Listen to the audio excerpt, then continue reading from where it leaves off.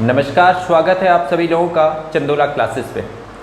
पिछली वीडियो में हम लोगों ने change in profit sharing ratio के सारे वर्किंग्स कंप्लीट कर लिए थे, चाहे वो रिवैल्यूएशन बनाना हो, चाहे ट्रीटमेंट ऑफ रिजर्व हो, चाहे वर्कमैन कंपनसेशन का रिजर्व हो, चाहे फिर हमारे पास इन्वेस्टमेंट फ्लक्चुएशन रिजर्व का ट्रीटमेंट हो। ये सारी चीज़ें हम लोगों ने कंप्लीट कर ली थी।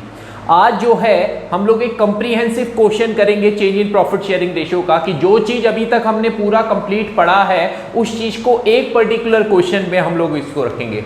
और इस तरीके का क्वेश्चन आपके बोर्ड एग्जामिनेशन में कई बार पूछा जाता है, 6 मार्क्स में क्वेश्चन आता है। और शायद 2019 से 2018 में एक बार 8 नंबर का भी एक question change in profit sharing ratio का आया था। हालांकि वो क्वेश्चन अभी नहीं कर रहे हैं, अभी हम दूसरा क्वेश्चन इसमें कर रहे हैं। तो ये क्वेश्चन रहेगा टीएस ग्रेवाल की बुक का क्वेश्चन नंबर 24 है। तो वो क्वेश्चन जो है वो आपकी स्क्रीन पे ये रहा। उसके बाद हम लोग इस क्वेश्चन को स्टार्ट करते हैं।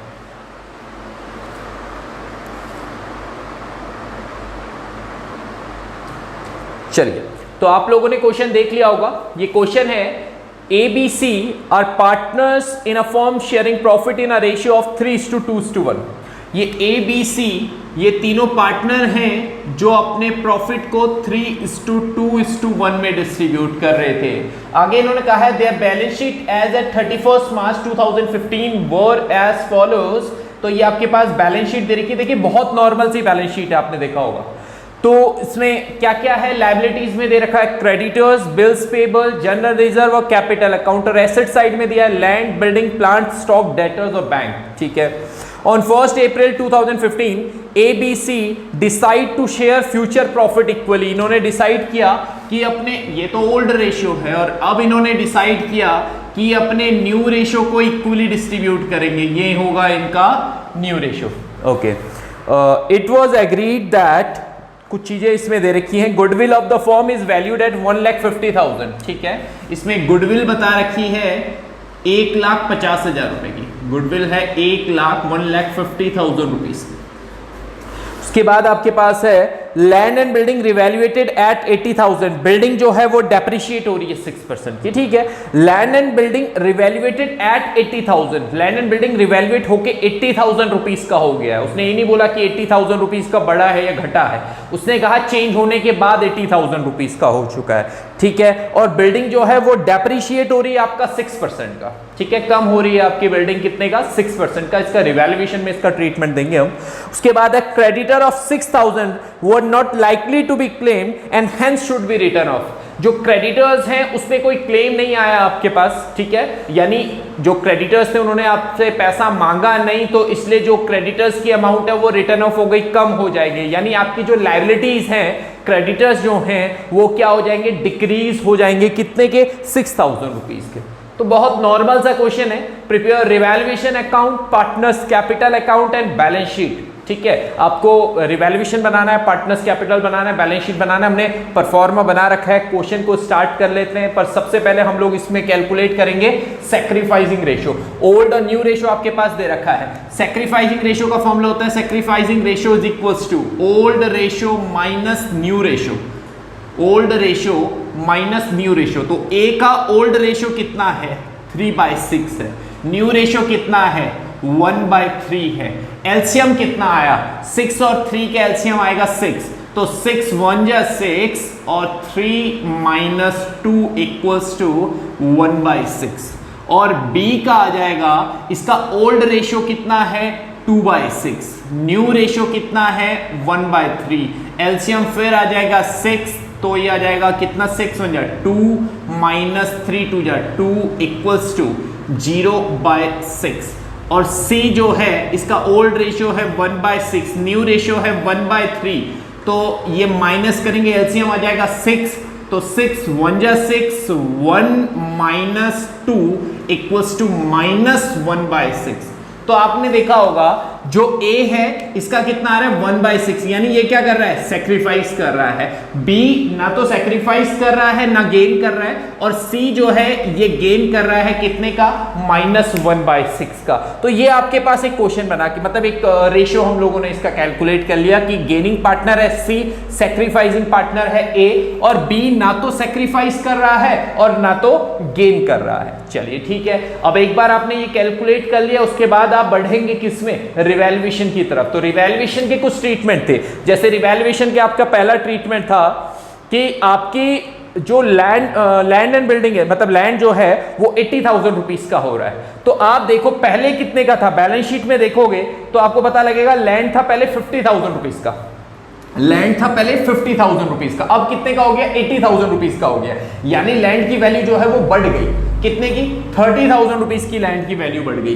तो आप यहां क्रेडिट में लिख देंगे बाय लैंड, कितने का, लैंड अकाउंट कितने का बढ़ गया, 30,000। तो जितने का चेंज हो रहा है उतनी वैल्यू आप यहां पे लिखेंगे। तो लैंड आपका 30,000 रुपीज का बढ़ रहा है, तो आप 30,000 रुपीज क्रेडिट साइड पे लिख देंगे। ये सारी चीजें हम लोगों ने, मैंने आपको बताई थी जब मैं रिवैल्यूएशन अकाउंट आप लोगों को पढ़ा रहा था, ठीक है। इन केस अगर किसी को रिवैल्यूएशन अकाउंट बनाना नहीं आता तो पहले जाके वो रिवैल्यूएशन वाली वीडियो देख ले कि कैसे रिवैल्यूएशन को प्रिपेयर किया जाता है, फिर जाके इस क्वेश्चन पे आए। उसके बाद आगे आपके पास था कि जो आपका बिल्डिंग था वो डेप्रिशिएट हो रहा है 6% का, यानी कम हो रही है बिल्डिंग की वैल्यू 6% की। तो बिल्डिंग आपके पास था 50,000 रुपीज, तो 50,000 अब डेप्रिशिएट हो रहा है तो ऑब्वियसली यहां आएगा डेबिट साइड में, क्योंकि बिल्डिंग जो है वो डिक्रीज हो रहा है। तो बिल्डिंग अकाउंट कितने का, 6,000 रुपीज का डिक्रीज हो रहा है। तो 50,000 का 6% का डिक्रीज हो रहा है। तो 50,000 का 6% मेरे ख्याल से ये होता है 3,000 रुपीज, 3,000 रुपए। तो 3,000 रुपए का बिल्डिंग हमारा डिक्रीज हो रहा है। और तीसरी चीज इन्होंने बोला है कि क्रेडिटर जो हैं वो क्लेम उन्होंने किया नहीं, 6,000 रुपए का क्लेम उन्होंने किया नहीं, इसलिए वो अमाउंट जो है वो रिटर्न ऑफ हो गई। तो आपके क्रेडिटर्स जो हैं वो 6,000 रुपए के आपने क्या कर दिए, डिक्रीज कर दिए। तो लायबिलिटीज डिक्रीज हो गई, लायबिलिटीज डिक्रीज हो गई तो कहां लिखते हैं, क्रेडिट साइड में लिखते हैं by creditors, by creditors account, कितने का, 6,000 रुपए के आपके क्रेडिटर्स जो हैं वो डिक्रीज हो गए। तो सिंपल सा था, और तो कोई ट्रीटमेंट इसमें है नहीं। इसके बाद इसकी क्लोजिंग कर लेते हैं। तो ये आ जाएगा कितने का, ये वाली साइड आपके पास क्रेडिट साइड बढ़ी है 36,000 रुपीज, 36,000 रुपीज। और अगर आप इसमें से ये साइड माइनस कर लेते हैं तो आपके पास प्रॉफिट हो रहा है कितने का, 36 माइनस 3,000, 33,000 रुपीज का आपके पास प्रॉफिट हो रहा है, जिसको आप डिस्ट्रीब्यूट करोगे A, B और C के बीच में, किस रेशियो में, इनके ओल्ड रेशियो में। इस बारे में हम पहले पूरा डिस्कस कर चुके हैं, ठीक है। तो ओल्ड रेशियो है 3:1। तो अगर हम लोग 33,000 को 3:1 में बांटे तो ये आ जाएगा 16,500, 11,000 रुपए और 55,000, 5,500 रुपीज, 5,500 रुपए। तो ये आपके पास प्रॉफिट जो है वो आपने 33,000 रुपीज का क्या कर दिया, डिस्ट्रीब्यूट कर दिया उनके ओल्ड रेशियो। तो रिवैल्यूएशन अकाउंट एक बार प्रिपेयर हो जाए, इसके बाद हम लोगों को दूसरा अकाउंट बनाना है हमारा पार्टनर्स कैपिटल अकाउंट। ये अकाउंट बनेगा पार्टनर्स कैपिटल अकाउंट।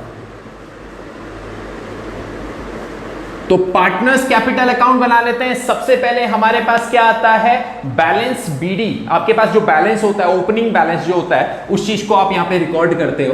तो यहां पे आपके पास लायबिलिटी साइड पे ही दिया हुआ है, तो उसको आप यहां पे रिकॉर्ड कर देंगे बाय बैलेंस बीडी। और पार्टनर्स कैपिटल की वीडियो में मैं इस बारे में बता चुका हूं कि क्यों इसको इधर रिकॉर्ड किया जाता है। कितने का बैलेंस बीडी है, अगर आप देखें क्वेश्चन में तो बैलेंस शीट में आपके पास दिया हुआ है 1,50,000 और 25,000, 1,50,000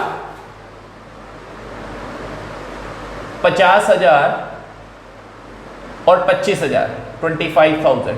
ये आपके पास बैलेंस बीडी दिया हुआ है, कितने का बैलेंस आपके पास था। उसके बाद दूसरी चीज इसमें दी हुई है कि रिवैल्यूएशन में आपके पास प्रॉफिट हुआ कि लॉस, उसको भी आप वहां रिकॉर्ड करोगे। तो आपने रिवैल्यूएशन में देखा आपको प्रॉफिट हुआ है, कितने का प्रॉफिट हुआ है, 16,500, 11,000 और 5,500 रुपए। तो उसको आप यहां लिख दोगे बाय रिवैल्यूएशन, रिवैल्यूएशन अकाउंट।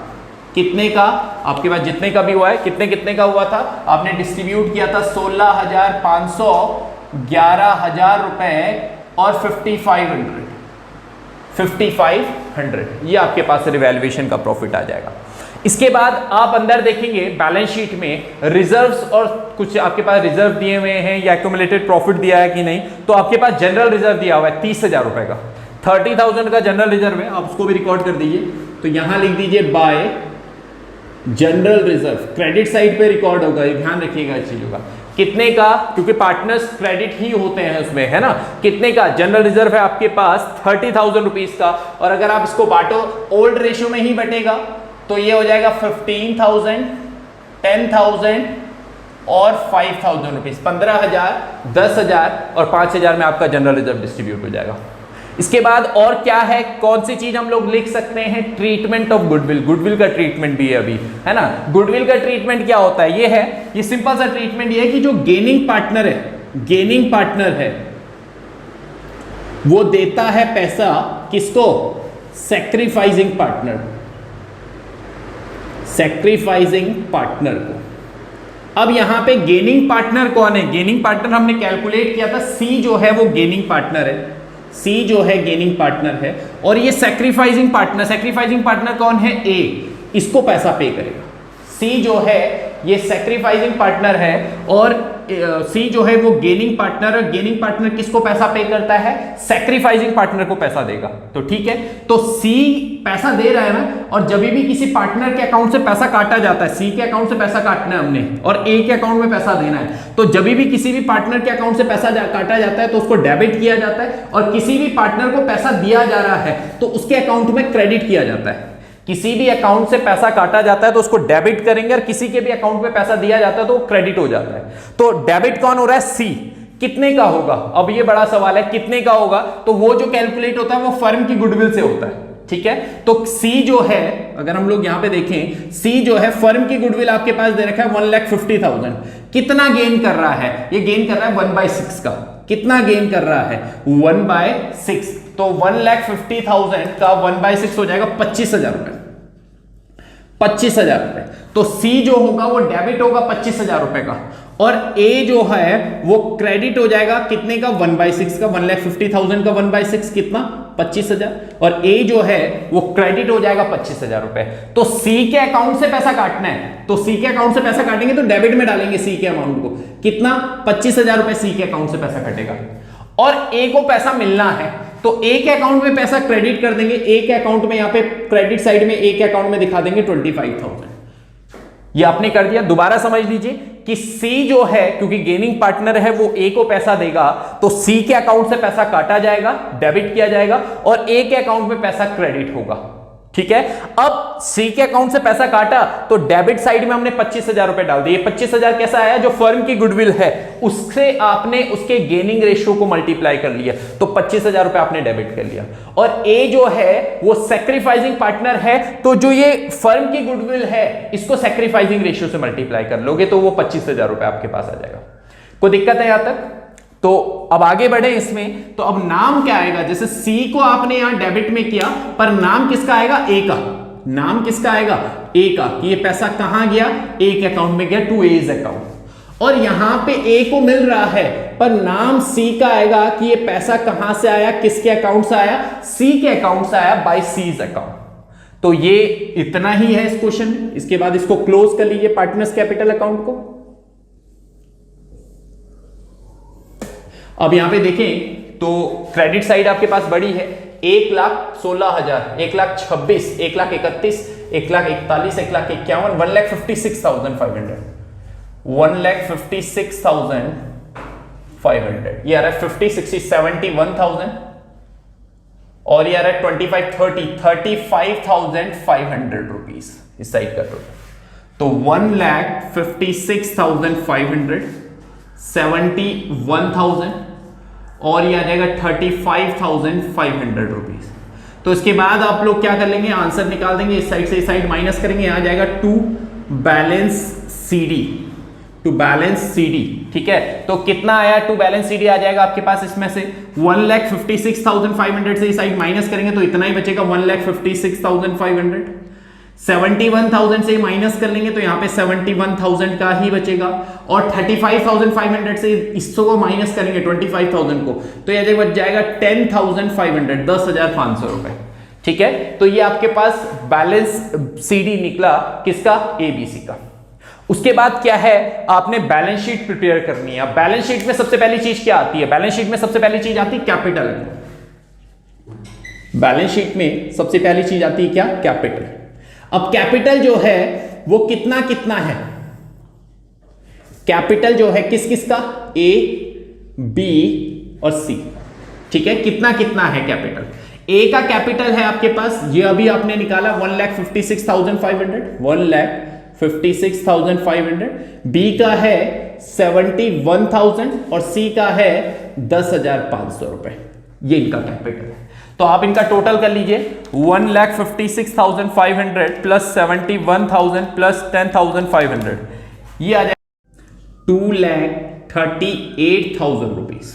अब आपने कैपिटल डाला, इसके बाद दूसरी चीज क्या है कि लायबिलिटीज में क्या क्या है आपके पास। अगर आप बैलेंस शीट देखें तो लायबिलिटीज में क्रेडिटर्स था आपके पास, क्रेडिटर्स था।